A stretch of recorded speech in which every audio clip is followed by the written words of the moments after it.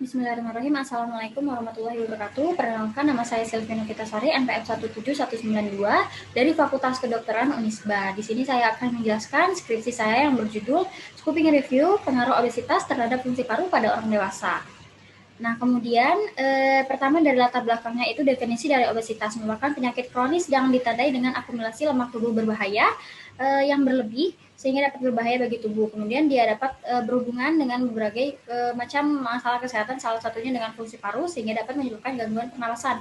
Menurut data WHO tahun 2013, obesitas merupakan penyebab kematian 2,8 juta jiwa pada orang dewasa setiap tahunnya. Sedangkan menurut Riskesdas tahun 2018, Indonesia tercatat peningkatan prevalensi obesitas pada usia 18 tahun ke atas dari 10,5% pada tahun 2007 menjadi 21,8% pada tahun 2018.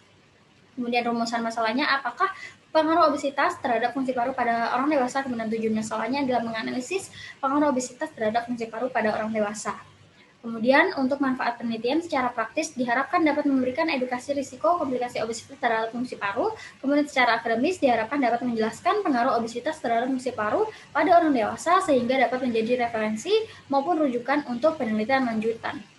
Kemudian kajian pustakanya dimulai dari faktor risikonya itu pola makan yang tidak teratur dan tidak sehat, kemudian aktivitas menurun, kemudian pola kebiasaan yang buruk dapat menyebabkan obesitas sehingga terjadi penumpukan lemak di beberapa jaringan visceral sehingga dapat salah satunya gangguan proses kontraksi dari otot interkostalis eksternal dan diafragma yang merupakan otot utama dari pernapasan sehingga dari compliance parunya akan menurun, kemudian volume residunya akan menurun, hasil FEV1 dan FEC-nya akan menurun sehingga terjadi penurunan fungsi paru. Kemudian untuk metode penelitiannya adalah scoping review, yaitu studi literatur yang komprehensif, sistematik, dan dengan mengidentifikasi, menganalisis, dan mengevaluasi tulisan ilmiah. Kemudian untuk subjeknya itu adalah populasi, jurnal internasional berkaitan dengan pengaruh antara obesitas terhadap fungsi paru pada orang dewasa. Sampelnya adalah artikel penelitian dari jurnal-jurnal internasional yang berkaitan dengan pengaruh antara obesitas terhadap fungsi paru pada orang dewasa yang sesuai dengan kriteria inklusi dan eksklusi. Lalu untuk kriteria inklusinya yang pertama adalah sudah dipublikasi pada jurnal internasional yang berkaitan dengan judul dengan database yang digunakan di sini saya menggunakan PubMed dan Spinnerlink dengan kata kunci yang terdapat pada tabel di sini. Kemudian diterbitkan dalam rentang waktu 10 tahun, saya dari tahun 2010 sampai 2020. Kemudian tipe artikelnya yaitu di sini menggunakan observasional, lalu dipublikasi pada jurnal internasional berkaitan dengan judul. Kemudian artikel dapat diakses secara penuh. Kemudian untuk kriteria eksklusinya yang pertama ketidaksesuaian antara artikel dan PCOS, kemudian artikel tidak lengkap yang tidak dapat diakses, kemudian duplikasi artikel. Kemudian berdasarkan PCOS, P-nya itu orang dewasa obesitas, kemudian faktor prognostik orang dewasa obesitas yang dilakukan penilaian fungsi paru menggunakan spirometri, studinya core dan cross-sectional, comparisonnya orang dewasa tidak obesitas dilakukan penilaian fungsi paru menggunakan spirometri, outcome-nya adanya penurunan fungsi paru pada responden akibat obesitas. Di sini diagram prismanya dilakukan identifikasi berdasarkan kata kunci Spinnerlink 897, Papen 231, hasil diakumulasikan menjadi 1128. Kemudian dilakukan kriteria inklusi, tahun, bahasa, dan tipe artikel. Spinnerlink 402, kemudian Papen itu 72, diakumulasikan menjadi 474. Berdasarkan kriteria inklusi yang tidak sesuai dengan PCOS itu ada 464, duplikasi itu sebanyak 6, kemudian artikel yang eligible itu hanya 4 artikel. Kemudian pembahasan dan hasil penelitian sebanyak 16.186 dibagi menjadi 3 kelompok, obesitas umum, sentral, dan yang keduanya dinilai BMI, WC, HC, WHR, WHTR, dan lemak tubuh. Kemudian fungsi paru dilakukan penilaian spirometri dengan cara berdiri 3 kali manuver diambil hasil terbaik.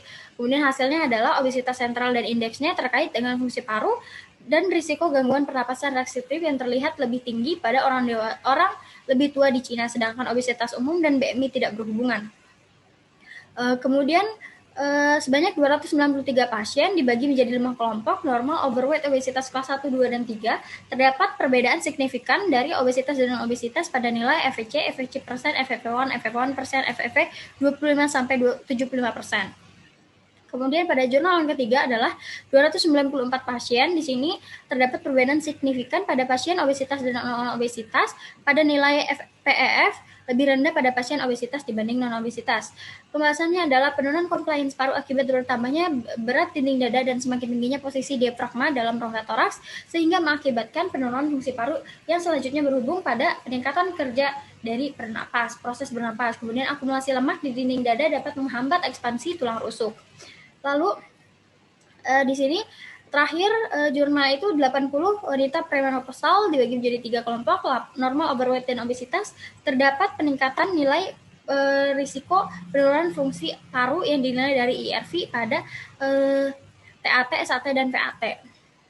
Dari simpulannya adalah berdasarkan hasil analisis 4 artikel yang eligible, terdapat perbedaan dari metode pengukuran penilaian fungsi paru, namun hasilnya itu sejalan, yaitu adanya penurunan fungsi paru, sehingga dapat disimpulkan bahwa terdapat pengaruh antara obesitas terhadap fungsi paru pada orang dewasa.